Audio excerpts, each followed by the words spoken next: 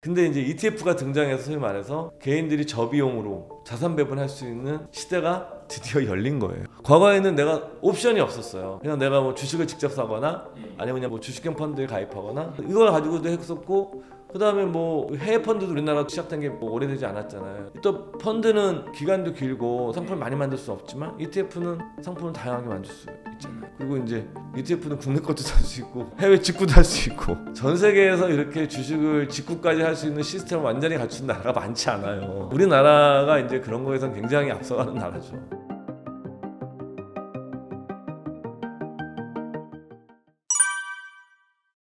우리가 이제 전통 자산이죠. 비트코인 하시는 분들은 구닥다리 자산이라는 표현을 쓰시던데, 이제 주식, 채권, 부동산이 소위 말하는 우리가 전통 자산의 3대 축입니다. 그러니까 예금도 사실 채권 영역에 넣는다고 가정을 하면 예금과 채권. 그래서 사실은 우리가 자산 배분의 가장 기초가 이 세 가지 비중을 내가 결정하는 거예요. 주식과 예금, 뭐 현금, 채권 이 비중과 그 다음에 부동산 이런 비중을 내가 얼마나 가져갈 것인가가 자산 배분의 기초인 거죠. 소위 말하는. 그러면 또 주식이란 자산 자체는 기본적으로 자산에 있어서 지속적으로 가치를 창출하는 자산이에요. 왜 그러냐면 경제는 성장하거든요. 경제는 성장하는 것이고, 또 경제 성장을 만들어내는 거는, 그런 동력을 만들어내는 것은 당연히 기업이거든요. 자본주의 사회의 성장을 만들어내는 것은 국가도 아니고 개인도 아닙니다.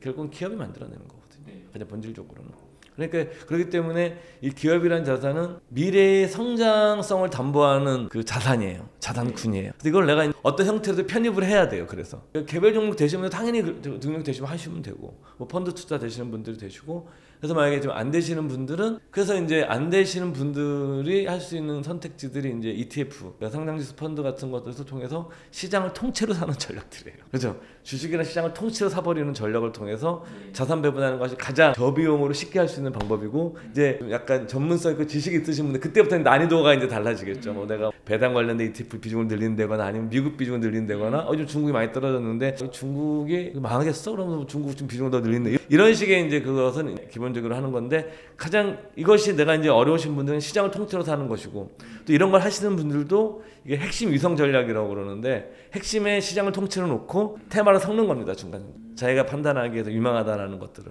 또 이것을 내가 뭐 일시금 넣기도 하고, 내가 예를 들면 뭐 테마는 좋긴 한데 뭐 일단 로보틱스 같은 게 잘 될 것 같긴 한데 변동성이 있잖아요.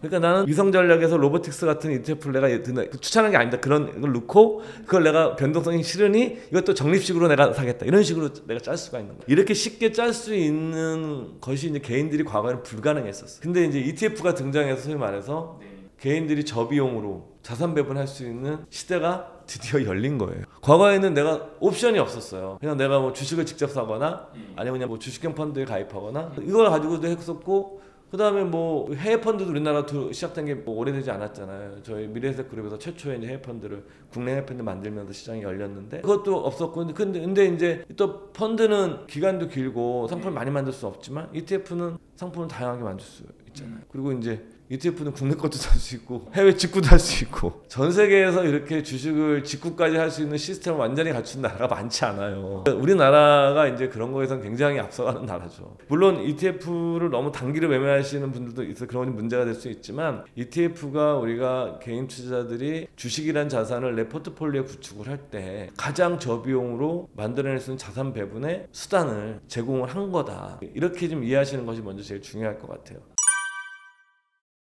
저는 개인분들이 한 세 가지 정도를 생각을 하셨었으면 좋겠어요. ETF의 초기 정신이죠. 초기 정신은 뭐냐면 인덱스 펀드예요. 그러니까 우리가 이 자본시장에서 투자 산업에서 그 S&P 500 인덱스 펀드의 등장은 하나의 엄청난 도전이자 혁신인 거였습니다. 그러니까 이게 뭐냐면 우리가 액티브, 그러니까 내가 직접 사고 팔거나 펀드 매니저가 사고 파는 이런 액티브의 시대에서 패시브의 시대가 공존하도록, 수동적인 투자죠. 시장을 사는 것은 내가 선택하는 게 아니라 시장에 냅두는 거예요. 그냥 가만히. 그래서 이 패시브 투자, 수동적인 투자의 시대를 만들어 놓은 게고, 지금 현재 세계에서, 전 세계에서 가장 큰 펀드는 S&P 펀드예요. 다 합산을 하면 우리나라 거, 뭐 중국에도 있을 거고 미국에도 있을 거고, 뭐 미국에도 제일 큰 펀드지만 다 합하면 전 세계적으로 제일 큰 펀드일 거예요. 그래서 이게 약간 너무 커지는 것에 대한 그 걱정도 있어요. 사실은 비판도 좀 있고 그거는 뭐 제가 그런 뭐 학자가 아니기 때문에 제가 거기까지는 하지만 이게 그래서 이제 76년도에 존 보글이 ETF가 아닌 인덱스 펀드를 만들어낸 거죠. 그것 자체가 이제 우리가 운용하는 방법에 엄청난 혁명적인 변화를 만들어낸 거거든요. 그 인덱스 펀드를 ETF로 한 것이 첫 번째 아이디어예요. 그래서 우리가 뭐 ETF 지금 굉장히 다양하게 진화해 왔거든요. 뭐 액티브의 ETF, 테마형 ETF, 그다음에 뭐 여러 가지 형태들의 우리가 생각할 수 있는 거의 모든 종류의 상품들이 ETF를 하고 있어요. 우리가 원자재라든가 실물 자산까지도 금도 나왔고 그때 비트코인까지 나왔으니까 우리가 상상할 수 있는 모든 자산들은 거기다 만들 수 있는 이런 굉장히 유연한 상품인 거죠. 그렇지만 이것의 원 뿌리는 인덱스 펀드를 주식처럼 거래할 수 있는 거로 만들자라는 게 시작인 거예요. 그래서 ETF의 첫 번째는 제가 보면 기본은 시장을 사는 ETF가 기본이라는 거예요. 접근하실 때. 두 번째 그 ETF를 이용하실 때는 자산 배분 수단이다. 아까도 말씀드렸지만 그래서 우리가 자산 배분을 살 때도 자산 배분을 할 때 기본적으로 저는 ETF를 통해서 할 때 하나의 ETF보다도 우리나라와 뭐 미국 이런 식으로 국가 간 자산 배분이 절대적으로 중요하다라고 생각하고 그래서 아까 말씀드린 것 중에 핵심 이성 전략 같은 방법을 통해 쓸 때 시장을 사는 S&P 500이라든가 뭐 VO라든가 이런 통째로 사는 이런 전략과 다른 거를 할 수 있는 방법을 쓰는 그런 ETF에 좀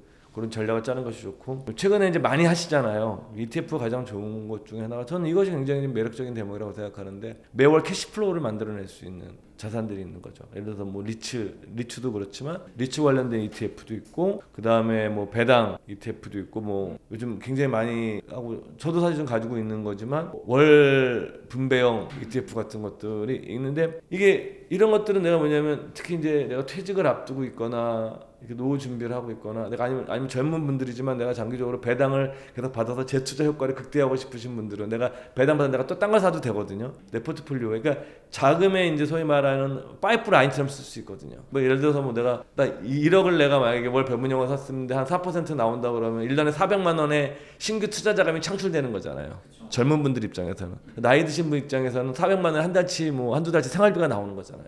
그러니까 이런 월 배분형 상품들을 몇 가지를 잘 조합하시는 것도 한 가지 시장을 통째로 사거나 핵심 이성 전략으로 내가 자산을 구성하거나 아니면 캐시플로우형 나오는 자산들을 계속 게더링 우리가 저거거든요. 그러니까 주식을 거래자처럼 접근하지 말고 이런 캐시플로우 나오는 자산을 사고 싶은 사람들은 게더링 그러니까 자산 수집과의 관점에서 접근해야 된다. 사서 모으는 거죠. 여러분들이 뭐 부동산 같은 경우도 임대료가 계속 나오면 그걸 팔 이유가 없잖아요. 근데 주식은 더 좋은 자산이에요. 어떤 그런 면에서. 물론 이거 반대하는 분도 계시지만 제가 보면 장기적으로 부동산도 굉장히 훌륭한 자산이지만 주식도 이에 못지않게 훌륭한 자산인 게 뭐냐면 부동산은 가격이 오르는 게 가치잖아요. 근데 이게 뭐냐면 주식은 뭐냐면 배당금도 줄고 기업 가치도 오르고 배당금도 더 늘어날 수가 있어요. 기업이 좋아지면. 그리고 이것이 성장이 계속될 수가 있어요. 이론적으로는. 그러니까 이론적으로 기업의 성장은 무한대거든요. 부동산의 성장은 무한대가 아니에요. 건물이 낡아지거든요. 감가상각 이러지만 주식은 감가상각이 이루어지지 않거든요. 이론적으로는. 우리가 와서 반대하시는 분, 부동산 좋아하시는 분 반대하시겠지만 그래서 그렇기 때문에 이런 월 분배형 이런 자산을 단순하게 사고 파는 투자 대상이 아니라 내가 장기적으로 내 캐시플로우를 창출해내기 위한 자산을 수집하듯이 접근하는 이런 거를 활용하시면 의외로 블로그 같은 데 보게 되면 제가 뭐 어떤 분을 추천할 수 없지만 깜짝깜짝 놀랄 정도로 이런 관점에서 쫙 쓰신 글들이 너무 많아서 저도 가끔 들어가서 봐. 야 정리 너무 잘해놨다. 그래서 저도 도움을 많이 받는데 그런 거 좀 읽으시면서 캐시플로우형 자산들을 여러분들 한 30대부터 50대까지 20년간 내가 자산을 게더링해 나가면 50대 쓸 때 여러분들 그냥 ETF에서 멍멍이 한 3천만 원 정도 캐시플로우 나오면 대충 국민연금 받고 연금저축 계좌 대충 하고 그러면 여러분들 노후준비 대충 다 할 수 있어요. 너무 제가 이상적인 시나리오를 말씀드리는 것 같지만 다행히 그런 수단이 지금은 많이 만들어졌다는 거예요. 과거에는 없었겠지만. 일단은 투명하죠. 어디에 투자하는지 딱 알 수 있죠. 편리하죠. 그 다음에 비용이 싸죠. 그리고 이제 투자 금액이 작아도 되죠. 그러니까 소액으로 접근 가능하고 투명하고 편리하고 비용이 싸고. 그러니까 이렇기 때문에 ETF를 뭐 물론 이제 비판하시는 분들 중에는 너무 잦은 매매를 유도한다라고 하는데 그 뭐 타당한 어느 정도 타당한 판이기도 합니다. 제가 보기에도 너무 매매를 자주 하면 안 좋거든요. 그런 연구들은 많이 있어요. 이미 매매 회전율이 많은 계좌와 회전율이 낮은 계좌들에 대한 실제 미국에서도 계좌를 다 집중 조사를 해보게 되면 장기적으로 매매 회전율이 낮은 계좌 수익률이 더 좋아요. 이건 다 일관되게 나타나는 연구 결과들이에요. 실증적으로. 물론 사람에 따라서 몇 명의 편차는 있지만 전체 평균으로 봤을 때 항상 그런 값이 나와요. 그걸 이제 지적하시는 분도 계시지만 투명성, 편리성, 저비용, 소액으로 투자 가능하다라는 거. 이런 것들 자체가 아마 ETF가 이렇게 전 세계적으로 특히 우리나라는 더 대단하죠. 하는 것이고, 두 번째로는 정말 다양한 투자 대상에 접근할 수 있는 거죠. 드디어 이제 비트코인 ETF까지 나왔으니까 이런 뭐 주식, 채권, 실물자산, 비트코인까지 다 되고 있고, 또 하나는 이 상품 자체가 그냥 고정된 게 아니라 계속 진화하고 있죠. 처음에 지수형에서 테마형에서 월 배분형에서 그다음에 액티브 ETF까지 해서 계속 만들어지고 있어요. 그러니까 이제 시장의 수요에 능동적으로 이 투자회사들이 접근할 수 있는 또 이런 장점이 있어서 아마 ETF 시장은 가장 크게 성장하지 않을까. 그래서 저는 옛날에 한번 이게 우스갯소리인데 ETF가 성장을 하면 어떤 회사들이 돈을 벌까 이런 생각을 하다가 제가 신문을 보다가 바보였구나 생각했는데, 지금은 아닌데 그 당시에 MSCI랑 S&P 스탠다드 푸어스를 지수를 발표하는 SPGI죠. 스탠다드 푸어스 인터내셔널, SPGI 그룹 인터내셔널 하여튼 그 SPGI 티커 번호 티커 SPGI인데 스탠다드 푸어스 회사죠. 신평회사, 신용평가회사. 전 몰랐는데 저는 SPGI랑 그다음에 MSCI가 상장돼 있는 회사인지 몰랐었어요.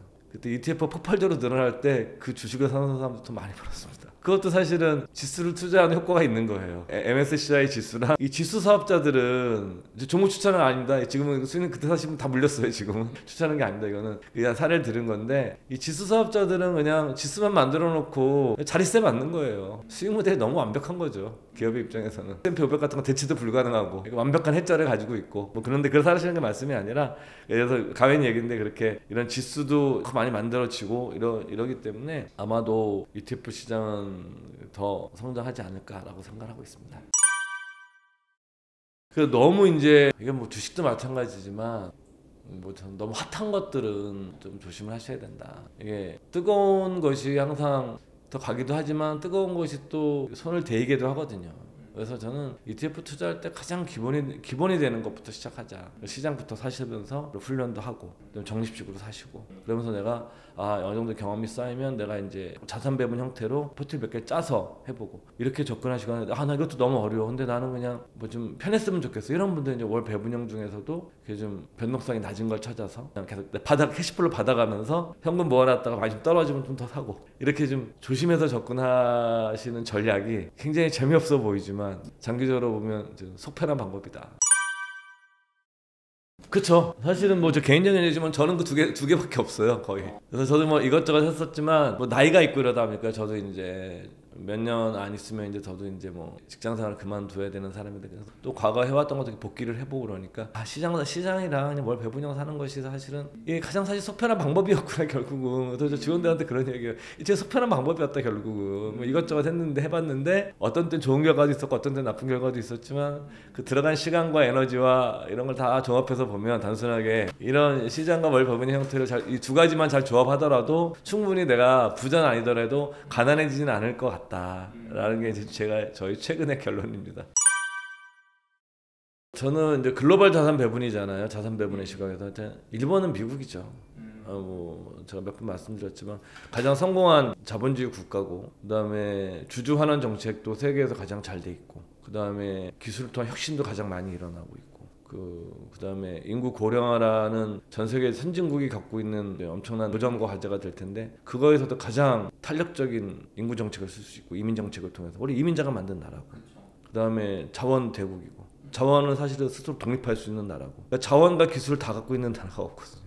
그다음에 전 세계에서 인재들이 모이고, 그렇기 때문에 저는 자산 배분의 가장 기본은 뭐 미국이 영원히 좋을 수는 없겠지만 미국을 일부 넣는 것은 기본이고, 또 하나는 중요한 건 환해질하지 않고 해야 된다. 왜냐하면 기축통화 자산이기 때문에 내 자산의 통화에 있어서도 미국의 주식을 사시거나 아니면 뭐 S&P 500을 사시거나 뭐 VO를 사시든 뭘 하시든 그건 이제 투자자분들 판단하셔야 되겠지만, 해질하지 않고 그 자산을 가지고 있는 것은 기본이다. 출발이 거기서 시작돼야 된다. 예를 들면 우리가 이제 환해지는 개인이 이제 저는 장기적으로 이거는 논란이 있어요. 과연 환해지한 것이 맞느냐 안 한 것이 맞느냐, 이거는 논란이 있지만 저는 분산 투자 차원에서 통화도 분산돼야 된다고 생각하는 사람이거든요. 그러니까 뭐 한 예를 들게 되면 이런 거죠. 뭐 이것은 뭐 일어나면 안 되겠지만, 우리가 이제 정부 재정이 만약에 우리가 이제 외환위기 같은 위기가 오거나 뭐 우리가 이제 금융위기 같은 것도 하나의 대표적인 사례인데, 금융위기 2008년 금융위기가 사실 미국의 문제였거든요.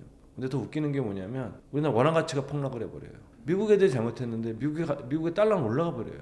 그러니까 웃기는 거거든요. 우리나라가 만약에 그런 식으로 미국처럼 문제가 생기면 우리나라 원화 가치 폭락을 할 거예요. 근데 웃기는 건 미국 놈들은 지들이 잘못했는데 달러 가치가 폭등을 해요. 골 때리는 거죠. 이게 어떻게 시장이 어떻게 해석하냐면 미국이 저렇게 어려워졌기 때문에 미국이 저렇게 어려워지면 딴 나라는 더 어려워질 거 아니야? 이렇게 해석을 하는 거예요. 그게 바로 기축통화의 힘이에요. 그래서 뭐냐면 내 포트폴리오에 달러 베이스의 자산을 가지고 있는 건 일종의 보험고 같은 겁니다. 우리나라는 우리나라의 뭐 저를 욕하시는 분도 계시겠지만 우리나라는 경제적 문제에 있어서 우리나라는 우리나라의 운명을 스스로 결정할 수 없는 나라예요. 우리는 중국과 미국의 틈바구니에서 유연하게 대응하면서 우리가 살 길을 모색해야 되는 나라지 우리가 우리 마음대로 중국과 미국을 끊고서 살 수 있는 나라가 아니에요. 그건 북한이죠. 그래서 우리나라는 또한 두 번째로 소규모 개방 경제 국가입니다. 우리나라는 뭐 부동산 시장, 주식 시장, 외환 시장, 채권 시장 100% 개방되어 있는 나라예요. 그리고 우리나라는 경제 성장에서 차지하는 수출의 비중이 60%가 넘는 나라입니다. 그러니까 우리나라는 그렇기 때문에 대외 민감도가 높고 경제 변동성이 생겨날 수밖에 없는 경제 구조를 가지고 있습니다.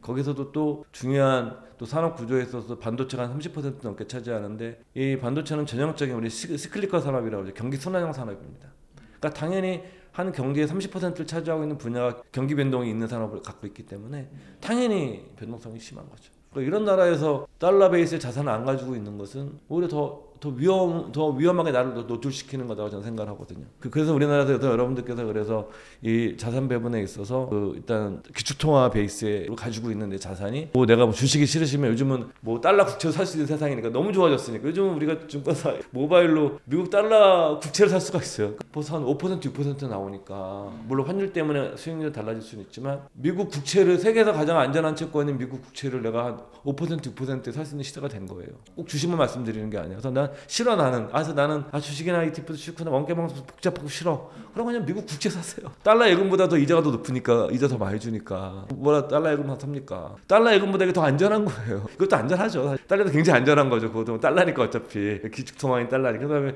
미국 국채를 사면 미국 정부가 신용을 책임지고 있는 자산이니까 뭐 그렇게 살아도 저는 분산해 놓는 것이 맞다라고 보는 겁니다.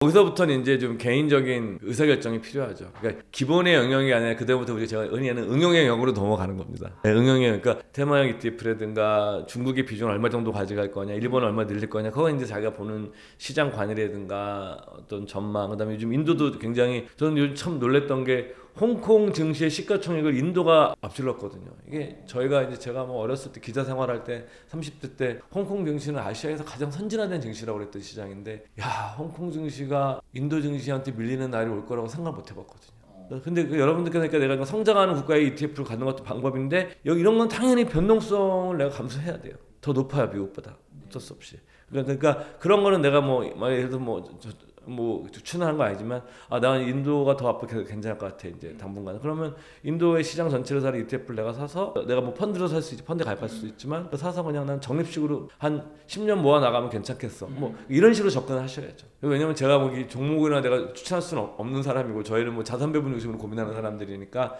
그 응용 분야는 여러분들께서 좀 개인의 성향 이런 것들을 좀 또 기술 업종에 있으신 분들이면 좀 잘 보잖아요. 네? 그런 분야를 또 찾아서 이건 괜찮을 것 같아. 그 다음에 이제 뭐 원자력 같은 것들도 관심 있으신 분들이 많아요. 왜 그러냐면 이제 우리나라도 이제 저도 최근에 뭐 어떤 분 만나서 들었는데 친환경 바람이 들면서 전체적으로 원자력을 줄이는 정책을 펼치다가 우크라이나 딱 한번 보고 친환경이 아무래도 이게 코스트가 초기에 많으니까 비용 딱 보니까 다 터닝이 시작된 거거든요.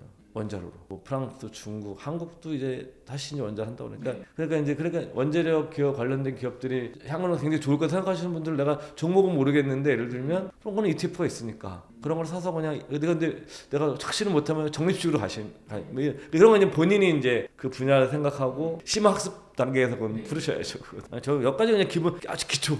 예, 자산 배분의 기초. 근데 이걸 제 의견에 반대하시는 분도 계세요. 왜냐면은 신흥 시장도 넣어야 된다. 기본적으로 그런 분도 계신데 저는 그때부터 좀 난이도가 올라가는 것 같아요. 그래서 저는 일단 기본은 뭐 한국과 미국을 기본으로 하고 우리가 시작하는 것이 가장 기본이 되지 않을까라고 생각을 하고 있습니다.